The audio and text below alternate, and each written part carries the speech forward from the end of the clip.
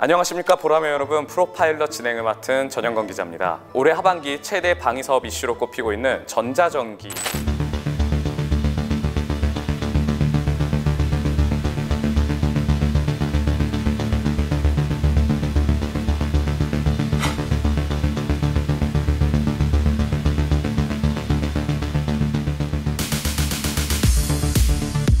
근데 현대전에 있어서 되게 중요한 개념이 하나 있거든요. 합동 전역력 지휘 통제 체계를 갖추는 게 되게 중요한데, 다층 네트워크망을 구성을 하고 거기에 전 전장의 정보를 수평적으로 흘리거든요. 근데 이제 실제 전장에서 가보면 전자전 장비와 그 A사 레이더 간의 창과 방패와 같은 상황이 펼쳐지는데요. 그 경쟁에서 누가 더 빠르게 결심을 했냐, 누가 더 빠르게 반응을 했냐에 따라서 전장의 우세가 왔다 갔다 하는 상황이 발생을 합니다. 전자전기 같은 경우에는 가장 비밀스러운 병기입니다. 외국 기술이 들어오게 되면 외국 기술의 백그라운드 데이터를 사용한 포그라운드 데이터들은 모두가 지식권을 자기들이 갖고 갑니다. 그러다 보니까 완전한 기술 독립이 안 돼요. 네, 오늘 이제 프로파일럿에서 이제 전자전기에 관련된 얘기를 좀 들으려고 이렇게 어렵게 세 분을 좀 모셨는데요. 한 분씩 좀 자기소개 좀 부탁드릴게요. 저는 한국항공우주산업에서 고정익 사업 부분의 고정익 사업 실장을 맡고 있는 김주현입니다. 안녕하십니까. 저는 한국항공우주산업 고정익 선행연구팀의 노현우 수석연구원입니다. 저는 97년 TOC 개발 참여했고요. 그다음에 16년부터 KF21 체계 개발 참여를 했었고, 지금은 카이의 미래 사업 선행연구를 하는 일을 하고 있습니다. 감사합니다. 안녕하십니까.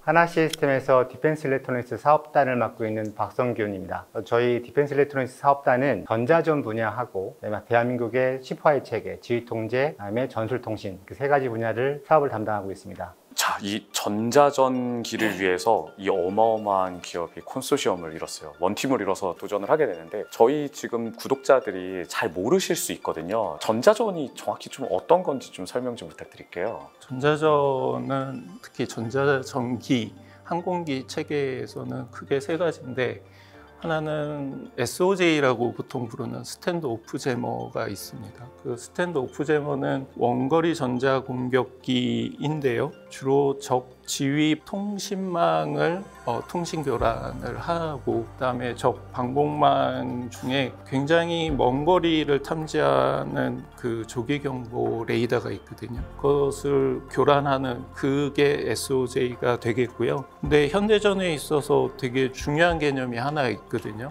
합동 전역력 지휘 통제 체계를 갖추는 게 되게 중요한데, 그 개념이 뭐냐면 육해공, 그다음에 우주까지 합쳐진 다층 네트워크망을 구성을 하고 거기에 전 전장의 정보를 수평적으로 흘리거든요. 그래서 그 정보들을 가지고 아군의 지휘부가 상대적인 빠른 결정을 하는데, 이것을 빠르게 하기 위해서는 두 가지 방법이 있습니다. 첫 번째는 우리의 시스템을 빠르게 하는 것, 그다음에 적의 지휘부 판단을 지연시키는데 그 후자에 있어서 전자전기의 역할이 매우 중요하다고 할 수가 있습니다. 그래서 이게 SOJ, 원격 전자공격기에 해당이 되고요. 그 다음 한 종류는 EJ라고 부르는 에스코트 제머가 있습니다. 이 에스코트 제머는 어떤 상황에서 역할을 하게 되냐면, 아군의 공격 편대가 적진을 침투를 해서 공격하는 임무를 부여받았을 때 그 적진은 다중의 방공망에 의해서 보호를 받게 되는데요. 그랬을 때 이 에스코트 제머,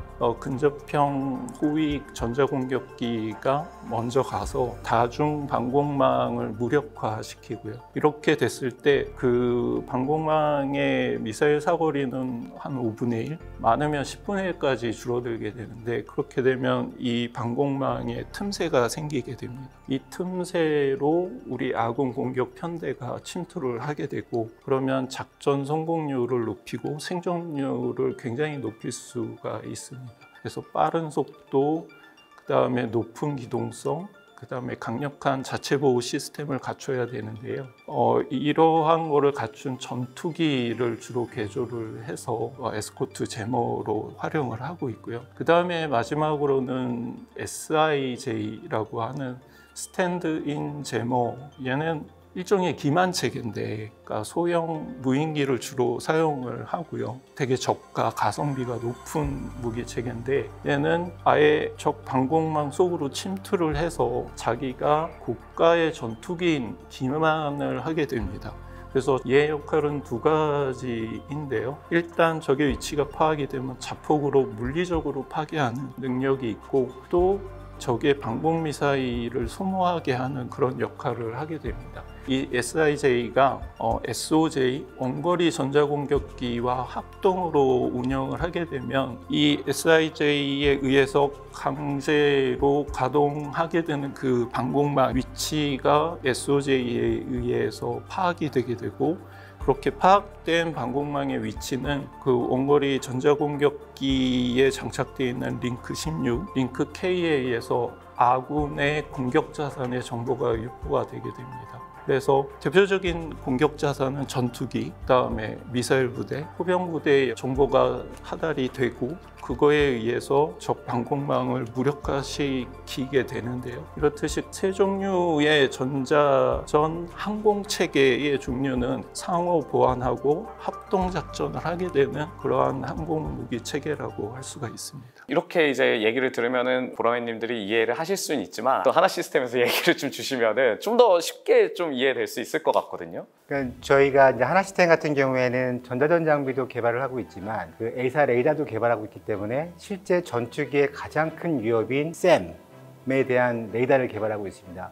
근데 이제 실제 전장에서 가보면 전자전 장비와 그 A사 레이더 간의 창과 방패와 같은 이제 상황이 펼쳐지는데요. 처음에 저희가 샘의 위치를 정확하게 안 다음에 그쪽으로 제밍을 걸어서 레이더가 저희 아군 항공기를 못 보게 만들면 밑에 있는 샘의 레이더도 대응책이 있습니다. 제밍이 들어오면 즉시 파악이 되기 때문에 주파수를 바꿔서 다른 전시 모드로 바꾸기 때문에 제밍을 회피하려고 하고 있거든요. 그러면 전자전 장비도 샘의 출력이 바뀐 걸 알았기 때문에 다시 또 다른 주파수로 제밍을 하는 등 창과 방패가 계속 왔다 갔다 하면서 서로 이제 경쟁을 하게 되는데, 그 경쟁에서 누가 더 빠르게 결심을 했냐, 누가 더 빠르게 반응을 했냐에 따라서 전장의 우세가 왔다 갔다 하는 상황이 발생을 합니다. 미래전 양상에서 굉장히 중요하겠네요. 눈과 귀, 그리고 동시에 이제 공격까지 전자전으로 이끌어가는 그런 시스템으로 저는 들리는데요. 일단 하반기에 가장 중요한 방위 사업 중에 하나라고 꼽히는 게 전자전기 사업이에요. 지금 사업이 제가 알기로는 진행 중으로 알고 있는데, 그거에 대해서 좀 설명 좀 부탁드릴게요. 저희들은 이 전자전 사업을 위해 가지고 약 4년 전부터 준비를 해왔었고요. 그때부터 플랫폼을 어떤 걸 쓸 건가 한 10개 정도를 저희들이 관심을 가지고 봐왔었습니다. 다소, 그 다음에 엠브레어, 보잉, 에어버스까지 저희들이 다 기종을 다 검토를 했었고요. 그 중에서 전자전기를 활용할 수 있는 게 글로벌 6500이다라고 판단했습니다. 충분한 전력, 그 다음에 속도, 고도, 그 다음에 냉각할 수 있는 쿨링 시스템이라든가 전자기전에 필요한 여러 가지 또 조종 계통에서도 장점이 있습니다. 그런 게서 글로벌 6500을 저희들이 선정했고요. 실제로 2년 동안 저희들은 그 데이터를 가지고 저희 스스로 이제 형상 설계까지 다 완료를 했습니다. 지금 현재 전자전기는 방송에서 잘 많이 들어보셔서 아시겠지만 올해 우선 협상 대상자를 선정할 거고, 올해부터 이제 계약을 하게 되면 내년부터 26년부터 34년까지 약 8.5년 동안 사업을 할 겁니다. 그리고 사업 규모는 한 1조 8천억 정도 규모입니다. 상당히 크죠. 저희들 회사에서 지금 양성했던 그 개발 인력들이 있습니다. 그 인력들을 충분히 활용할 수 있는 사업이라고 판단하고 있습니다. 진짜 전략 자산이거든요. 방금 제가 좀 얘기 듣다 보니까 좀 궁금한 게, 이제 캐나다의 글로벌 6500, G6500이라고 보통 불리는데, 이 기종을 선택하신 이유랑 그 다음에 좀 이 기종을 이제 체계 통합을 또 해야 되잖아요. 좀 그런 부분에 있어서 좀 설명을 좀 주실 수 있을까요? 질문이 두 가지인데, 일단 첫 번째 질문에 답변을 드리면, 이게 봄바르디어사의 글로벌 6500 기종입니다. 길이는 대략 30m, 날개폭은 한 29m 정도 되고요. 최대 17명 승객이 탈 수 있는 그런 비즈니스 제트기가 되겠고, 이게 대륙간을 날아다니는 굉장히 긴 항속거리를 갖는 제트기거든요. 그래서 최대 속도는 마하 0.9, 되게 빠른 기종이죠. 그다음에 고도는 15.5km, 5만 피트 상공을 날 수 있는 항공기가 되겠고요. 최대 이륙 중량은 45톤. 정도예요. 근데 그 중에 연료 무게가 한 20톤 정도 나가고 나머지 무연료 최대 중량이 한 26톤에 해당하는데 이 무게는 중요해서 뒤에 나중에 또 설명을 한 번 더 드리고 왜 이 항공기를 선택했냐는 두 가지 특성이 있습니다. 첫 번째는 비행 조종 시스템인데요. 이게 근래 개발된 항공기임에도 불구하고 디지털 플라이 바이 와이어가 아니고 옛날 방식의 메카니컬 조종 방식입니다.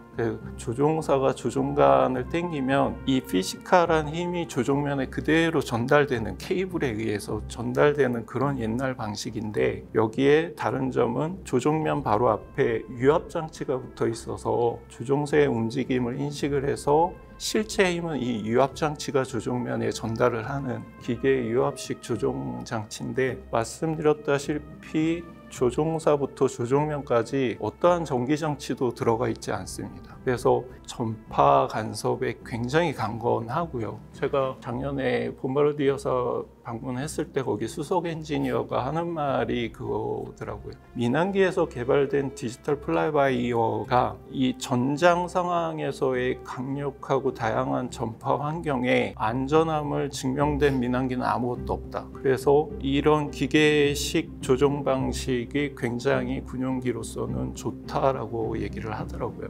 두 번째는 전력 시스템입니다. 이 전자전기는 굉장히 많은 전력이 필요한 무기 체계인데 통상적으로 민항기들은 기동도 심하지 않고 전자장비도 많이 탑재하지 않아서 사실 필요한 소요 전력이 제한이 되어 있거든요. 근데 이제 통상 엔진 회사에서 엔진을 개발할 때는 두 가지 방식의 발전기를 달 수 있는 프로비전을 제공하는데 하나는 고압의 블리드 에어를 이용하는 발전, 그다음에 엔진 축으로부터 직접적으로 회전력을 뽑아내는 발전기 두 개를 달 수 있는데 보통 블리드 에어 쪽에 발전기를 달아서 민항기에 쓸 수 있게 납품을 하는데 이 비즈니스젯 글로벌 6500은 두 개의 엔진을 장착해 있는데 이 항공기는 굉장히 특이하게 총 엔진에 이 두 군데 다 발전기를 달았어요. 각각. 그래서 총 4개의 발전기를 장착을 해서 다른 민항기들보다 2배의 전력을 공급이 가능하다. 그래서 이게 굉장한 메리트입니다. 왜냐하면 그 전력 시스템을 만들기 위해서는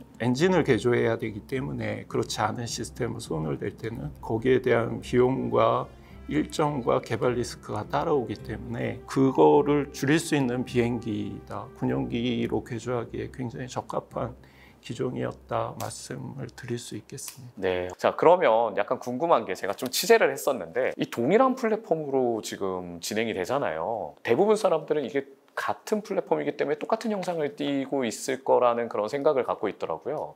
좀 그거에 대해서 좀 약간 혹시 차이점이 있다면 설명 좀 부탁드릴게요. 같은 비행기지만 항공기에 대한 이해도가 얼마나 깊고 견실하느냐에 따라서 항공기의 형상이나 성능이 달라지게 될 건데요. 아까 말씀을 드렸듯이 이 항공기는 전자전 수행체계에 영향을 많이 받습니다. 소형화와 경량화가 왜 중요하냐 하면 이 장비가 크고 무거우면 그 보강도 많이 해야 되고 구멍도 많이 뚫어야 됩니다. 그에 따른 여압의 문제, 구조의 건전성들이 문제가 되기 때문에 저희는 하나 시스템과 협력을 통해서 이러한 구조 개조를 최소화하려고 계획을 세우고 있고 그 내용들도 충분히 제안서에 담겨져 있습니다. 그래서 그러한 구조의 건전성, 그다음에 외부에 이 전자전 수신과 송신에 관련된 안테나들이 장착이 돼야 되는데 이 항공기는 그 나름대로 최적의 성능과 조종 안정성을 가지고 설계된 항공기인데 이것을 손을 대면 될수록 그게 저하가 되거든요, 성능이. 그래서 가장 임무 장비를 작게 만들고 작은 페어링을 달아서 구조 건전성을 담보를 하고 수명을 연장시키고 그다음에 이 항공기의 항력을 작게 해서 성능을 높이고 그다음에 조종 안정성이 가장 최상의 상태로 유지될 수 있게 하는 게 기술이라고 볼 수가 있겠는데요. 분명히 말씀을 드릴 수 있을 것 같은데 이거는 항공기와 임무 장비 두 개가 다 중요하다. 자, 그럼 본격적으로 사실 카이 혼자만의 도전이 아니에요. 그래서 카이가 그러면 이제 하나 시스템과 함께 이 컨소시엄을 이룬 이유를 좀 듣고 싶기도 해요. 노현우 주석이 말씀드렸듯이 항공기에 제너레이터를 하나 더 달리게 되면은 이 항공기 가망부도 새로 해야 됩니다. 되게 리스크가 크고 비용이 많이 듭니다. 플랫폼에 장착할 수 있게 하기 위해서는 경량화돼야 되고 소형화돼야 되고 전력을 적게 먹어야 되고 그리고 강력한 제머잉을 할 수 있는 그런 게 필요했습니다. 그래서 이 하나하고 저희들하고 찾게 돼 있는데요. 자세한 거는 하나 쪽에서 좀 저희가 카이랑 이제 같이 하게 된 이유는요, 두 가지 측면에서 볼 수 있는데, 하나는 전자전 장비 자체의 성능을 확보할 수 있다는 점 하나하고, 항공기에 임무 장비들을 많이 달아봤다라는 경험입니다. 전자전 장비에 대한 경험은 그렇게 많지는 않지만, 요번에 하는 전자전기 같은 경우에는 기술이 터닝 오버 되는 시점이거든요. 그걸 설명드리면, 예전에 제머라고 하는 것들은 기계식으로 만들어서 아날로그 방식으로 제밍을 하는 방식이었다면, 이번에 전자전기에 들어가는 방식은 안테나 자체가 A사 레이더와 거의 유사한 안테나를 사용을 합니다. 실제 빔을 생성해서 조향하는 것을 전기 방식으로 하고 있고요. 그러면 A사 방식과 동일한 안테나를 가져야 된다는 특성을 가지고 있고요. 그 다음에 저희가 국가연하고 같이 지금 들어가는 전자전 장비의 완전 디지털 제머 같은 경우에는 핵심 기술을 같이 개발을 했었습니다. 그래서 A사와 똑같은 형태의 안테나에서 동시에 4개의 빔을 만들어서 그 빔을 각자 다른 방향으로 보냄으로써 4개의 위협을 동시에 제밍할 수 있는 기술을 국가연과 같이 개발해서 가지고 있기 때문에 A사를 했던 많은 경험과 기술과 국가연과 했던 핵심 기술을 더하면 충분히 전자전기에 대한 제머를 저희가 구현할 수 있다는 점이 가장 큰 장점으로 저희는 보고 있었고요. 또 하나가 지금 KF-21이나 아니면 LH 항공기 같은 경우에 카이랑 같이 저희가 많은 임무 장비들을 탑재를 했었습니다. 그 다음에 울산 배치 3의 함정용 레이더를 저희가 개발을 했습니다. 해상이든 항공이든 또 지상에 보면 M셈하고 L셈에 대한 다기능 레이더를 A사 방식으로 저희가 구현을 해서 양산 전력화를 시켰기 때문에 그런 경험들은 지금 저희가 국내에서 제머를 새로운 기술을 만드는 부분에도 가장 중요한 경험이 되기 때문에 그런 점에서는 저희가 경쟁사보다는 좀 더 많은 경험을 가지고 있지 않나라고 보고 있고요. 그런 점을 카이에서 잘 들어주셔서 지금 시작부터 항공기 설계할 때부터 임무 장비를 같이 통합으로 설계해서 지금 같이 협업을 하고 있다고 보시면 될 것 같습니다. 이 A사 레이더의 지금 얘기하신 특징이 지금 전자전에 되게 잘 알맞는다 얘기를 하셨는데 그 부분에 대해서 좀 더 좀 구체적으로 좀 듣고 싶어요. 이게 진짜 어떻게 적용이 되면 이 전자기전에 이렇게 자신감을 좀 표출할 수 있는지에 대해서 좀 궁금하거든요. 그러니까 소형화, 경량화 부분에 대해서 A사 레이더의 기술들을 많이 채용을 했고요. 아까 말씀하셨지만 저희가 실제 카이 설계팀하고 협력을 하면서 가장 치중했던 부분이 임무 항공기의 성능을 최적화하기 위해서 얼마나 영향성을 주지 않게끔 장비를 만들어서 항공기와 일체화시킬 거냐가 가장 큰 문제였고요. 그래서 임무 장비만 바라보고 설계를 하게 되면 미군이 처음 만들었던 8톤짜리 장비가 나올 수도 있습니다. 근데 그런 것들은 임무에 대한 시간도 줄이고 항공기의 기본 성능을 다 줄이는 상황이 되기 때문에 어떻게든 가볍고 저전력의 쿨링 시스템 포함해서 항공기의 성능을 해치지 않게끔 만들 수 있느냐를 제일 많이 고민했고요. 그렇게 저희가 임무 장비는 경쟁사와 다르게 좀 최적화한 부분이 많습니다. 근데 이제 그런 부분들은 아직은 제한 전략이기 때문에 자세히 말씀드리기 좀 어렵고요. 거기에 더하기 공군이 쓰기에 좀 작전 개념에 추가되는 기능들을 또 많이 담았습니다. 전자전기의 가장 평시의 임무가 전파를 수집해서 걔들을 분석한 다음에 실제 적에 대한 형태들을 파악하는 것이 가장 중요한 임무이기도 한데요. 그런 것들을 전장 전체에 아군 주파수와 적군 주파수를 저희가 분리해내고 지도에 상황도에 표시할 수 있다면 전장에서 지금 저희가 얘기하고 있는 EMSO라고 하고 있는 그 일렉트로마그네틱 오퍼레이션이라고 하고 있는 전자기 스펙트럼 작전에 대한 것도 전자전기가 기여를 할 수 있다라고 지금 보고 있어서 공군이 더 많은 기능들을 그 전자전기를 통해서 작전을 펼칠 수 있도록 기능들을 좀 추가하려고 계획을 하고 있습니다. 난이도가 어려운 얘기들, 힘든 얘기들을 했는데 저희가 이 전자전기 사업도 처음이겠지만 당연히 아직 개발해 본 적이 없잖아요. 각 사에서 좀 해결 극복 방안들을 어떻게 탐구해 나갈지,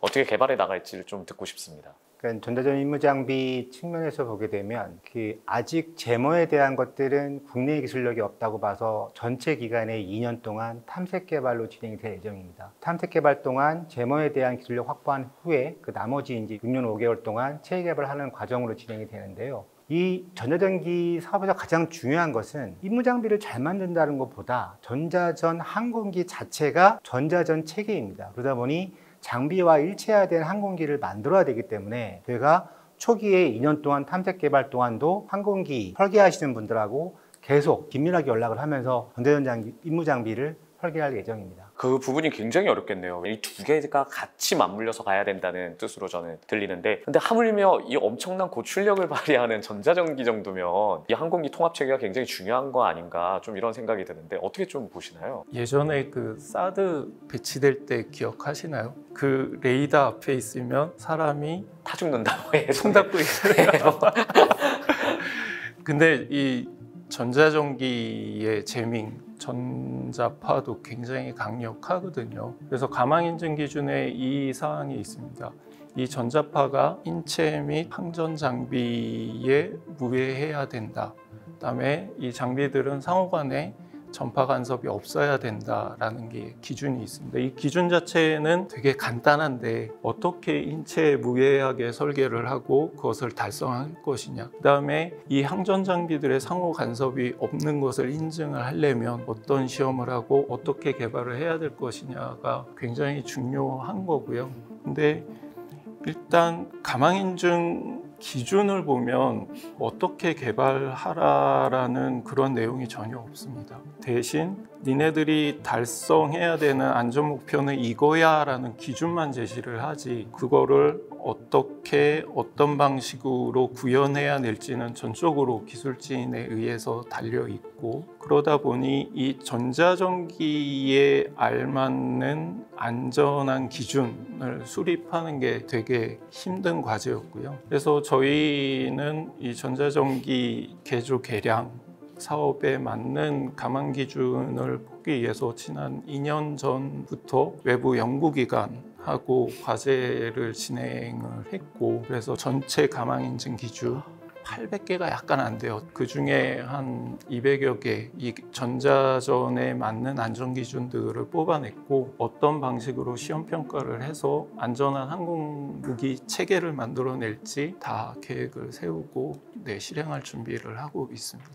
얘기를 참 들었는데, 이 전자전기가 시장이 앞으로도 활성화될 거라는 얘기가 있어요. 뭐 우리나라가 개발을 완료할 시에 이 방산 수출이 더 강력한 수출 품목으로 자리 잡을 수 있다는 평가들도 있는데, 좀 어떻게 보시는지 궁금해요.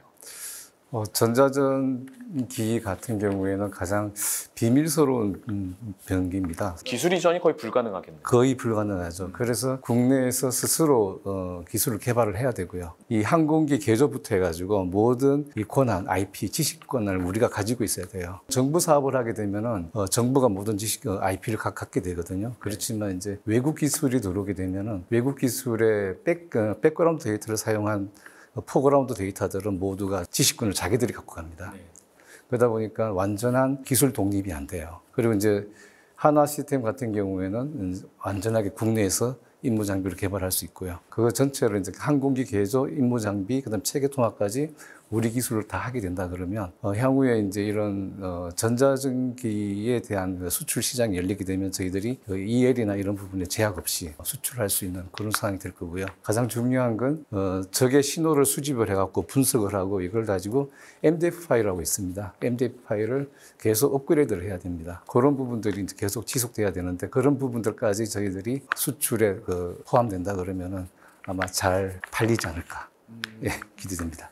맞습니다. 지금 한 25년부터 향후 10년간 26대에서 32대 정도의 전자전기가 나올 예정이고, 돈으로 환산하면 9조에서 11조 정도의 규모인데, 이 시장의 특성이 있습니다. 이게 수출 시장이 아니고 사실 자국 개발 시장이 되겠습니다. 근데 이게 전략 자산에 해당하다 보니까 선진국들이 이 무기 체계를 수출에 내놓지 않고 있어서 이 시장의 특성은 공급이 없는 시장이다, 현재로서는. 근데 이제 저희 대한민국에서 이 전자전기 항공 체계를 개발하고 공급이 가능하게 된다면 잠재되어 있는 이 수요 시장이 나타나게 될 것이고, 저희가 공급을 할 수 있는 30년대 중반 이후에는 분명히 한 10년간 10조 이상의 그러한 시장이 나올 것이다 라고 예측을 하고 있습니다. 어떻게 보면 굉장히 큰 강점을 가질 수 있겠네요. 아까 얘기하신 것처럼 미국이나 이런 데서는 이 고유의 기술이고 굉장히 전략 자산이기 때문에 거의 판매를 안 할 거라고 예상을 하고 있는데,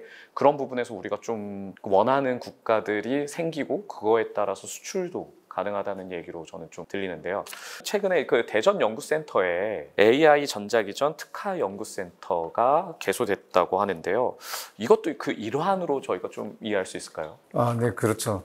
지금 현재 그 무기 체계에서 AI가 빠지는 게 없지 않습니까? 다 들어가죠. 네. 그래서 이제 전자전기도 보면 AI 분석이나 이런 부분들이 필요합니다. 그래서 저희들이 카이스트 내에 대전 연구센터가 있습니다. 그 센터에 전자기전 특화 연구센터를 개설을 했고요. 거기에 이제 22개 실을 만들었습니다. 거기에는 각 대학에 계시는 교수님들이 각 분야에서 이제 연구를 하기로 했고요. 카이, 하나 시스템, 그다음에 펀진이라고 AI 국방에 아주 강소기업이죠. 잘 아시죠? 네. 네. 그리고 카이스트가 같이 공동으로 운영하고 있습니다. 그래서 저희가 대전에 그 특화센터를 만든 이유가 지금 전자전기 하나의 사업으로만 기술 발전을 보고 있는 게 아니고요. 특화센터에서 AI를 개발하면 저희 전자전기에서는 굉장히 빠른 상황 판단이 가능합니다. 사람이 판단하지 않고 자동적으로 판단을 해서 만약 대응을 하게 되면 적보다 더 빠르게 대응을 할 수 있기 때문에 전장에서 우세가 확보될 수 있다고 보고 있고요. 이러한 특화센터는 전자전기 사업이 끝난다 하더라도 그 기술이 KF-21EX의 그 에스코트 제머의 기술로도 들어갈 수 있고 그 다음에 감시형찰 무인기의 제머로 들어갈 수 있기 때문에 앞으로도 계속 지속적으로 무기체계는 발전할 것이고 거기에 따른 전자기전에 대한 AI 기술은 계속 발전해야 되기 때문에 특화센터를 만들어서 지속적으로 기술 개발을 하려는 그 이유이기도 합니다. AI들끼리의 싸움도 참 어떻게 보면 무섭게 다가오기도 하고 어떻게 보면 미래 전장 상황이 좀 그려지는 느낌인데요. KF-21 우리나라 사람들이 참 관심이 많거든요. 자, EX 지금 얘기가 나왔는데 에스코트 제머라든지 이런 좀 얘기들이 있는데 이 어떤 좀 유기적인 연결체들이 돼서 우리 미래 전장 상황에서 확실한 주도권을 잡을 수 있을지 그런 설명들 좀 부탁 좀 드려볼게요. 네, KF-21은 현재 잘 개발이 되고 있고요. 네, 내년 26년 초면 개발이 완료, 비행시험이 종료가 되고 완료에 들어가는 그런 상황에 있고요. KF-21은 끊임없이 진화를 할 계획입니다. 현재 4.5세대로 불리고 있는데 5세대 스텔스기로 진화가 충분히 될 잠재력이 있는 기체고요. 그 다음에 6세대의 핵심 기술인 유무인 복합 체계를 점진적으로 개발을 해 나갈 거고요. 그 다음에 KF-21 전자공격기를 계획을 하고 있는데요. 에스코트 제머에 해당이 되겠습니다. 현재 가장 유명한 에스코트 제머는 EA-18G 그라울러라는 미 해군이 운영하는 에스코트 제머가 있는데요. 얘가 ALQ99라는 전자전 파드, 제밍 파드를 달고 있고 얘 제밍 레인지가 대략 한 140km 정도로 알려져 있는데 요즘